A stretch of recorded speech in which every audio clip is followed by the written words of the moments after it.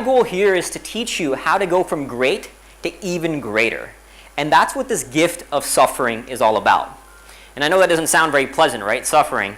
But stick with me, and the promise is that by the end of this talk, I hope to deliver some value, and if you implement the lessons, you'll be able to create more peace, success, and however you may define that word, joy, and ultimately fulfillment. In order to do that, I'm going to tell you some stories. I know you asked me to share a little bit about me, but I'm going to kind of get into that through the talk because the stories will translate into the lessons that I've learned.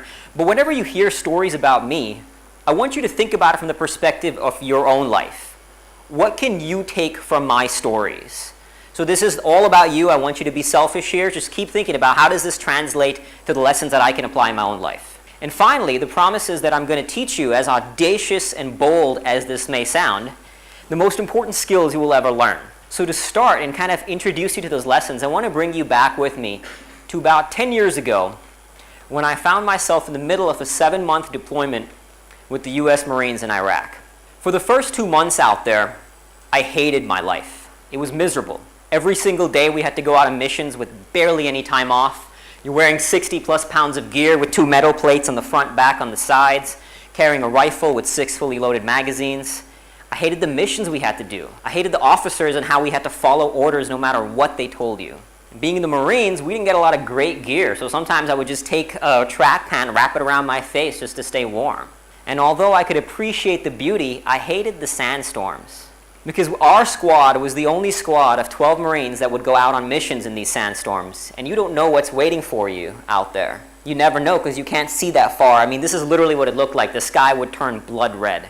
So I realized I had to figure something out. I couldn't spend the rest of those 5.5 months of my deployment miserable. So I started delving into the minds of philosophers and psychologists in any spare time I had to figure out how could I transform this experience and find some meaning in it. And ultimately I learned that the deployment itself wouldn't change. For the next 5.5 months of my deployment, it would be equally miserable.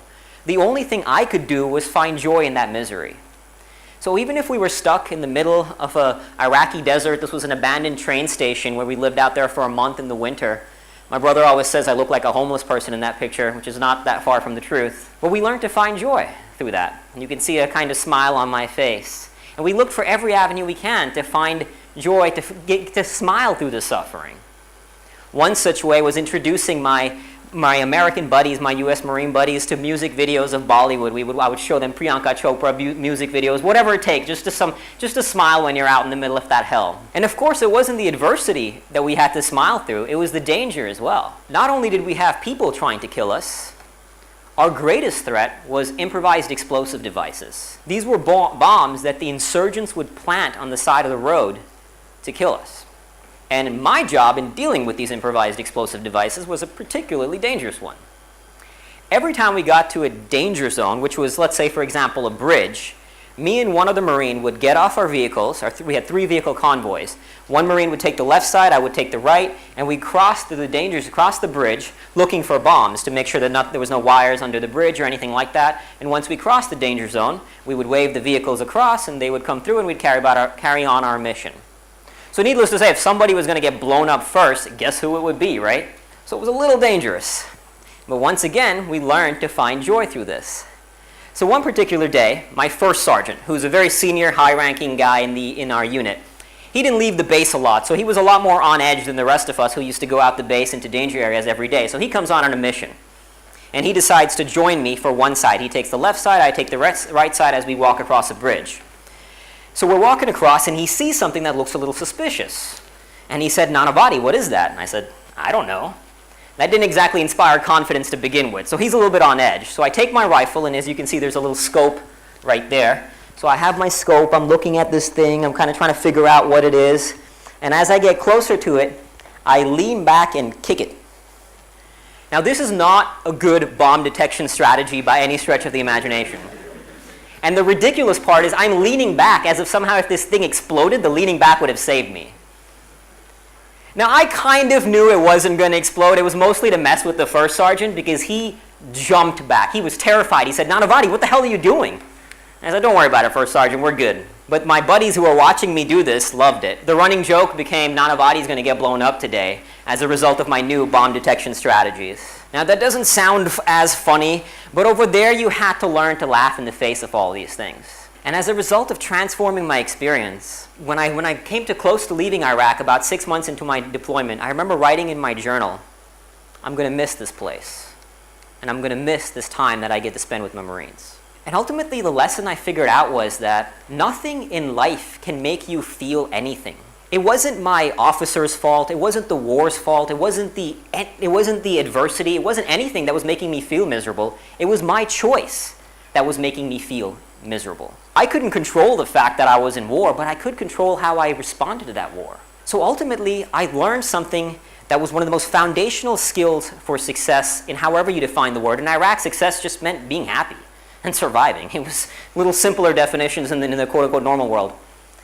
But the foundational skill is to take 100% responsibility for your everything, for your well-being, for whatever happens without blaming or complaining. In my case, it was the officers, it was the war, it was the cold, it was the sandstorms, it was everything. But I had to take 100% responsibility. And as I said, I was doing this by delving into the minds of philosophers and psychologists. And one story that was truly transformational for me was the story of Viktor Frankl. So he was a psychiatrist who survived the Holocaust. I mean, I can't imagine what the hell this man must have gone through being in Auschwitz in the Holocaust. But yet he found meaning in his suffering.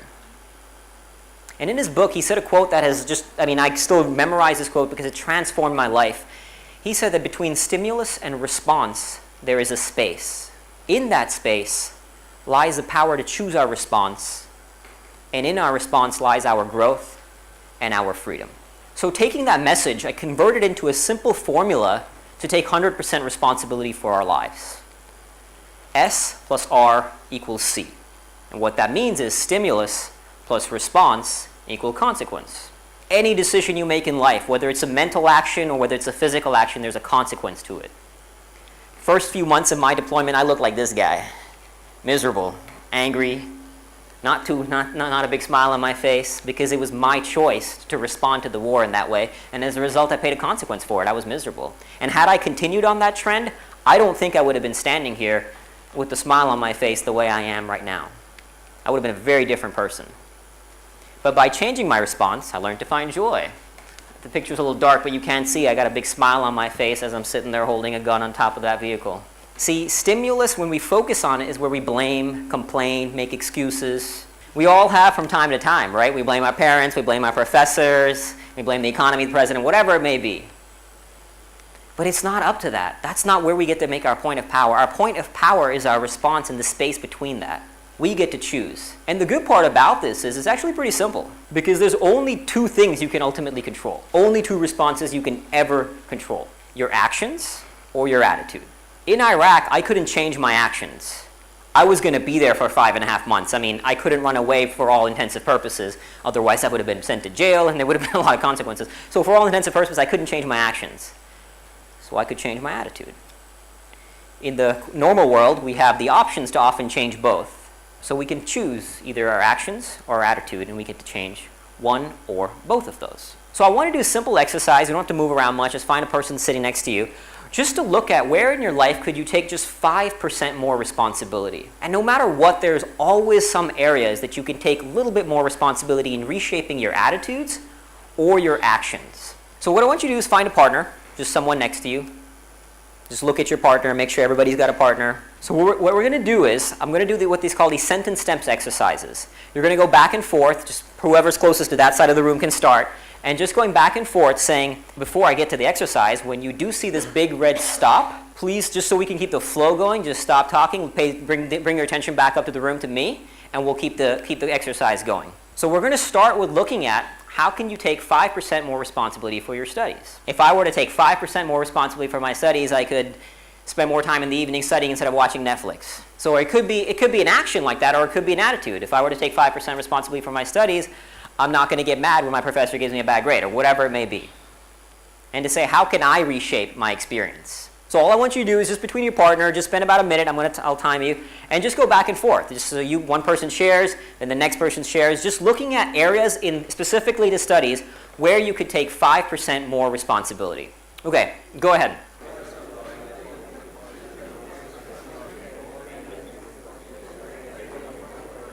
Okay, stop. Can I get your attention back up to the room, please? Now we're going to do it in the area of your well-being. So this could be, if I were to take 5% responsibility for my well-being, I would eat more salads. Or if I were to take 5% more responsibility, I would exercise every day. In my case, I would spend more time running instead of being in the gym because I want to get my six-pack abs and I'm really vain. But I need to focus on my endurance, so that's taking more responsibility. So once again, I'm going to time you, just go back and forth and look at, in this category, where can you take more responsibility for your well-being? Go.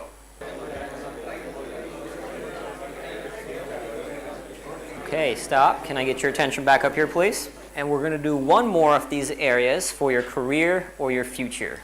Because again, I understand you're in the 6-week intensive internships. You're probably embarking upon new endeavors soon. So here, take a look at where can you take more responsibility. So in my case, again, it could be, if I were to take 5% more responsibility, I would spend more time creating knowledge and creating tools instead of consuming knowledge, because I love reading and I love learning. So I need to spend more time creating instead of consuming. So ready? Go.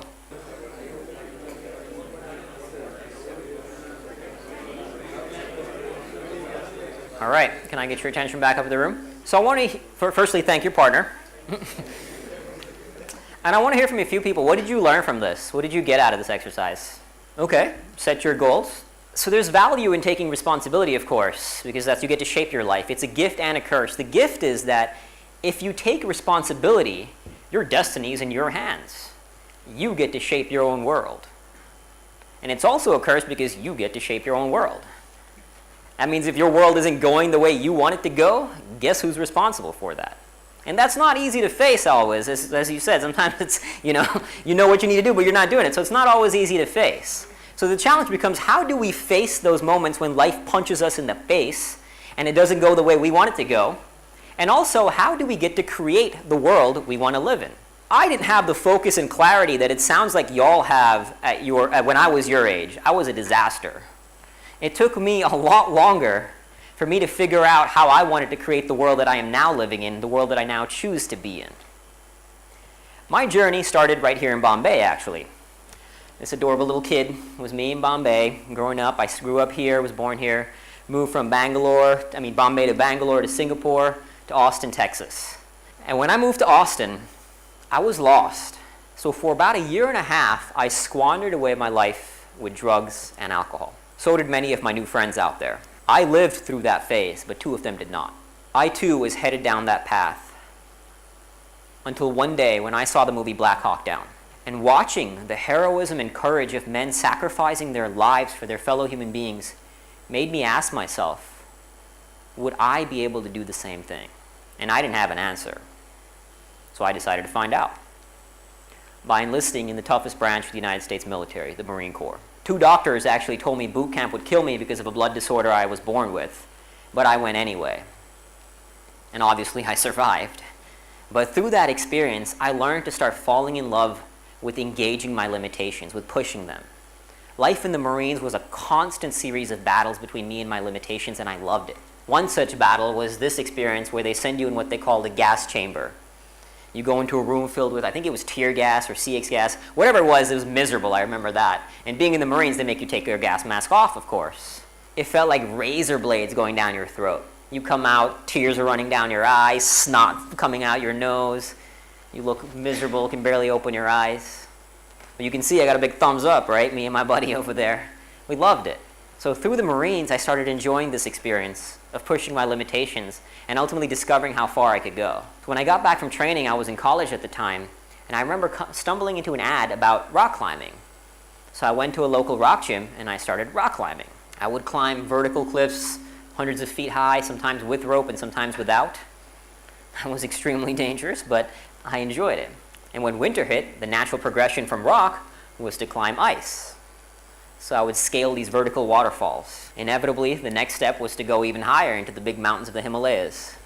And that mountain back there is Mount Everest behind me. We were 21,000 feet up on the summit. And from engaging the heights, I decided to explore the depths. So I went into underground caves. And from dry caves, I went in underwater caves and scuba diving into ice. But in all these experiences, I started to find meaning for my life. I started to develop purpose to what I was doing, found a positive way to engage that high that I found once through drugs. So at the time I thought, I'm following my passions. That's what I thought I was doing. If you haven't, good, because the truth is follow your passions is a lie. We often think that we should follow our passions and we live our dreams. But the truth is, I wasn't following my passions. These things I was doing was miserable. It's hard climbing a mountain. It's cold. It's really tiring. I remember when I was climbing here, I got severe headaches, altitude sickness at 18,000 feet. This particular experience in this cave was one of the most miserable. We were in this cave for 12 hours, and about 8 hours in, I got diarrhea. When I got back out, I felt like I was going to die. It was one of the near most miserable experiences of my life was this particular one. So these weren't passions I was following. These were struggles I were pursuing. And by doing so, I developed a passion for these experiences. Struggle comes before passion. As Dr. Cal Newport, a professor and author of So Good They Can't Ignore You, says, don't set out to discover passion. Instead, set out to develop it. That's what I was doing through these outdoor sports. Choose a path and then develop, and then as you engage that path, you will develop the passion for it. But how do you choose that path? It all starts with what I call a spark moment. And in one of the largest studies on how to produce greatness in every endeavor, from music to sports to chess playing, Professor Daniel Coyle found that a spark is generated externally. It's not some innate passion that we then pursue. It's something outside of us that triggers these spark moments. So if you look at my own life, the spark was initially Black Hawk Down. That triggered a spark moment that led to a series of events that eventually had me join the Marines. Then from there, it was running into an ad about rock climbing. Now I'm an ultra runner. I run 50-mile races. I'm training for a 100-miler next year. That started as a spark by reading a book called Ultra Marathon Man. These spark moments happen all around us. And the reason why this is so valuable, it's up to us to be conscious about realizing when they're happening and ultimately choosing them. Take a look at someone like Michael Phelps. He got into swimming because of his two sisters. In fact, he was terrified of swimming. He was scared of the water. And he himself said that as he got better at swimming, he developed a passion for it. But it started through a spark moment with his two sisters. And that spark ignited into a fire when he watched the '96 Olympics and he saw American swimmers winning the gold medal. And that's what had him eventually become the most decorated Olympian in history. Struggle first leads to passion. First, you got to engage that struggle. But the problem with these spark moments, at least for me, is that you don't control when they happen. I didn't choose to go watch the Black Hawk Down. It's sort of, yes, I chose to see it at the time, but I didn't realize it would be a spark moment. So these spark moments are created from outside of us.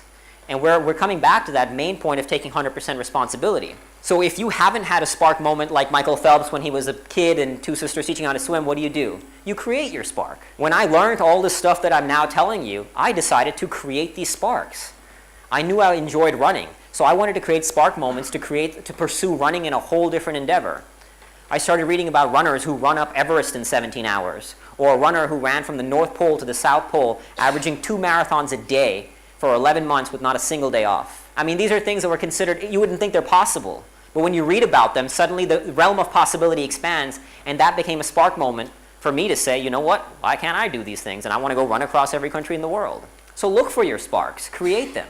Whatever path you want to pursue. You have an opportunity for social media. Now, I'm not a big fan of it because social media, as we all know, can be a huge distraction. But like anything, there can be value to it. I follow ultra runners on Instagram, so anytime I need inspiration, I need a spark moment, I look for it. I find it. Use social media as a gift because the reality is we're all going to be on it anyway, right? Who here isn't on social media? And ultimately, it doesn't matter what path you choose and what spark moments you want to create because there is no right path. There is a path, and whatever path you decide on, it will involve a ton of struggle. It will be hard. So exercise your effort, and that will lead to your passions. See, in Iraq, I thought I had figured it out. I thought I had learned how to enjoy struggle. But the truth is, the hardest moments in my life was not in Iraq. It was actually after coming back home from the war. When I was out there, I lost a close buddy of mine in the war. And for a long time, in fact, to this day, I wish it had been me instead of him. So I struggled with the guilt. I felt like I didn't deserve to be happy. I didn't deserve to be alive. What right did I have to live when so many others had suffered? My close friends had even died out there. So I ran away from myself. I started drinking. I drank a lot. This was the result of a 5-day binge drinking session. And I drank to the point that I considered taking my own life. That hit me hard. That's when I realized something needed to change. See, the Veteran Affairs Administration in the United States diagnosed me with post-traumatic stress disorder. And it led me down into these dark places. But when that moment happened, I said something has to happen differently. So I started researching neuroscience and psychology to figure out, how do I reshape this experience once again? How do I find joy? And that's when I decided to reject that label of post-traumatic stress disorder. It didn't define me. And instead, I created a new one, Fearvana. But the truth is, I didn't actually create the label.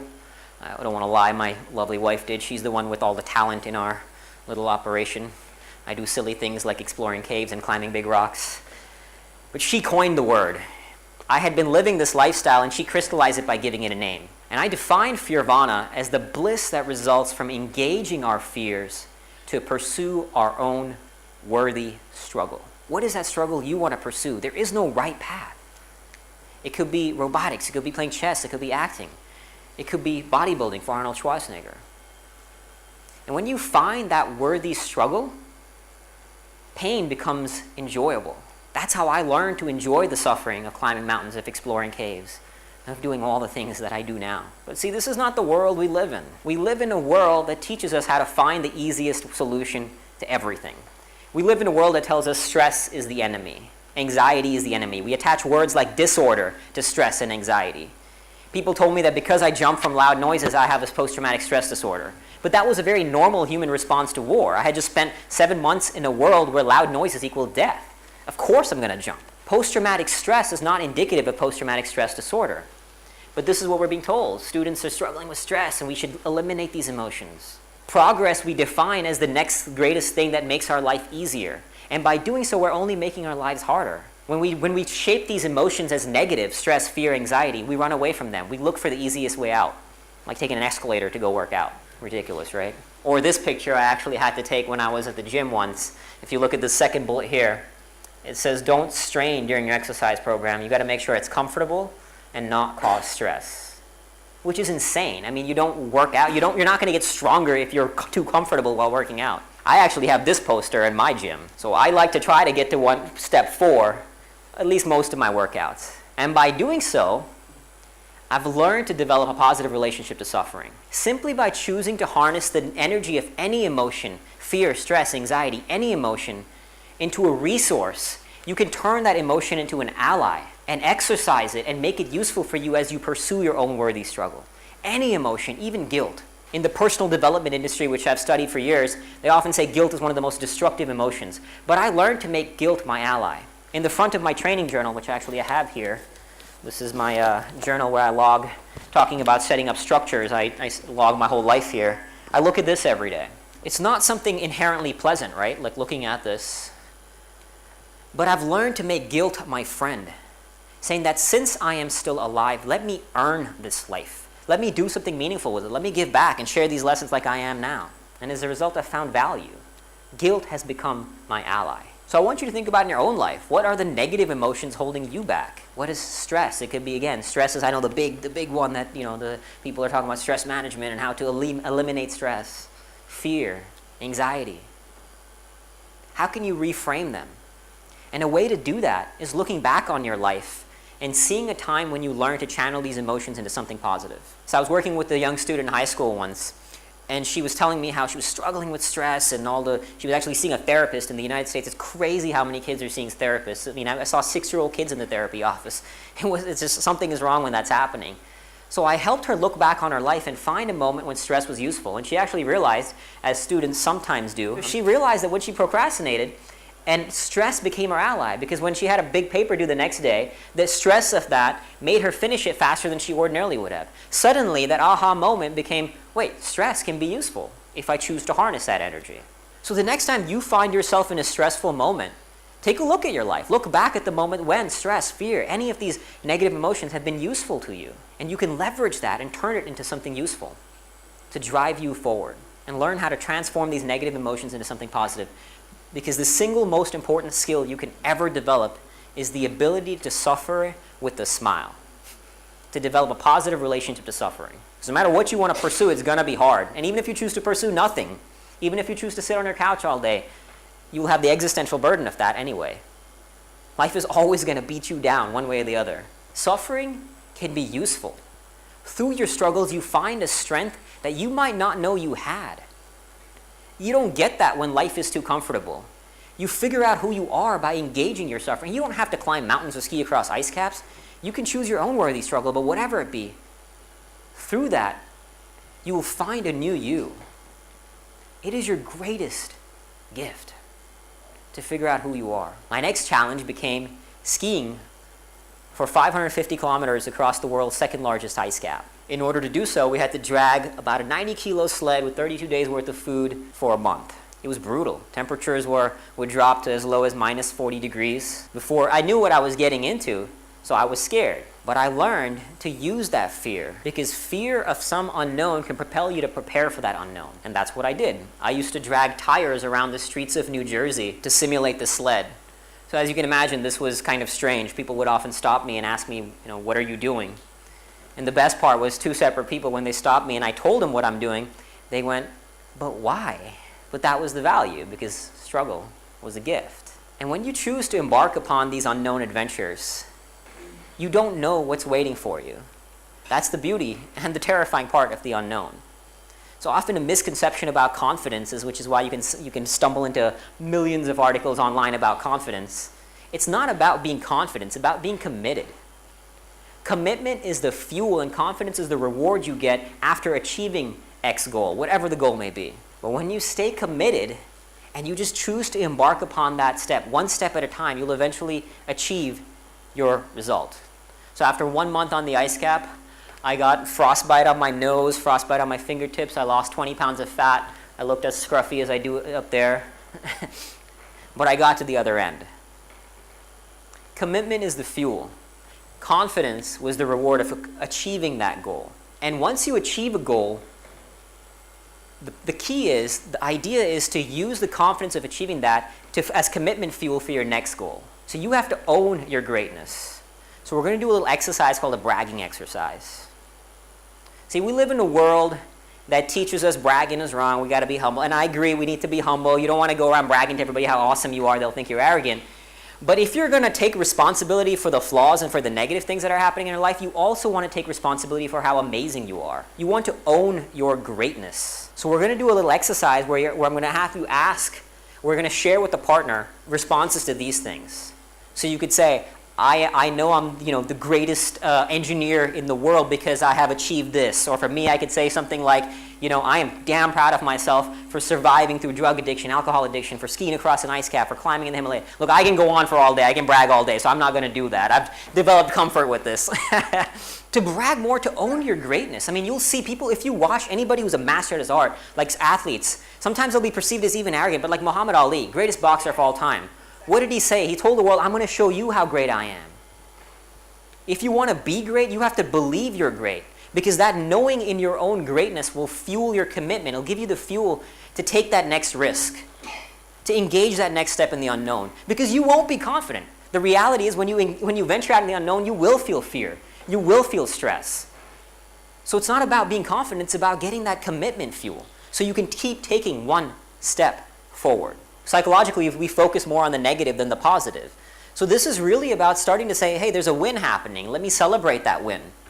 Because when you do that and you get that commitment fuel, you will know that you will not stop no matter what comes in your way. And that's what it's about. Again, it's not about the confidence, it's about the commitment. And I love this quote from Brad Allen Lewis, who's a gold medal rower. And he said that when you expend an immeasurable amount of effort over 13 years, all toward a solitary goal, then a commitment to die trying is a natural evolution. And that's the value of knowing that I will give my all for this endeavor, whatever this endeavor may be. So I want you to actually experience this. So turn to the next person next to you again, find the same partner you're working with last time. And again, the person who's closer to this side of the room is going to be partner A. I'm going to time you for about a minute. And I want you to just brag, just go nonstop about how amazing you are. Share, and these are the questions to get you thinking. Here's things about yourself. Just start talking about how awesome you are. Go. Partner A, go. Okay, stop. Can I get your attention back in the room? I know some of you probably had a good 5 minutes left to go, and some of you were done. But it's good, I just want you to get the feel for it. So next, partner B, same thing. Okay, stop. Can I get your attention back up here? So just some thoughts, some practices to maybe take on is do this with somebody close to you. Again, you don't want to go brag to strangers because they'll think you're kind of arrogant, but do this with a family member. Get them to share with you. Get them to share their wins with you. And you'll actually find that it really opens people up to saying that, there's positives to celebrate, not just pointing out when people do something wrong. Another thing is taking on is, I talked about how negative emotions can be useful. Find some stories and share that with people around you. Because the best way to implant a lesson within yourself is to teach it to others. But as Sir Richard Branson says, which I absolutely love, that fear is fuel. And this was one of the scariest experiences of my life. Ironically, writing a book about fear was terrifying. The whole time I'm writing it, I'm thinking, are people going to like this? Is it garbage? Is this any good? But this was the next struggle that I chose to be worthy of who I am and who I want to be. And I invite you to always be thinking about that. If you're not having a problem to solve in your life, you're static. Problems are a good thing. Struggles are a good thing. So keep thinking about what is your next worthy struggle. And these are just kind of the summary of the 4 main lessons that I've covered today is taking 100% responsibility. Don't follow your passions. Instead, create spark moments to find a worthy struggle, and that will lead to your passions. And I truly believe the single most important skill, which actually research has shown as well, the largest study on happiness ever conducted, concluded that of all the virtues we can learn, no trait is more useful, more essential for survival, and more likely to improve our quality of our lives than the ability to transform adversity into an enjoyable challenge. So if there's one thing you get from this, is develop a positive relationship to suffering. And I say suffering, you can call it struggle, you can cause it pain. Suffering just sounds so much more miserable. So if you can suffer well, then struggle is not so bad. So that I think is the most important. But they're all, and then finally, the commitment is the fuel, confidence is the reward. And that comes back to owning your greatness so you can build up that commitment fuel. So thank you. I hope you got some value from this. And thank you.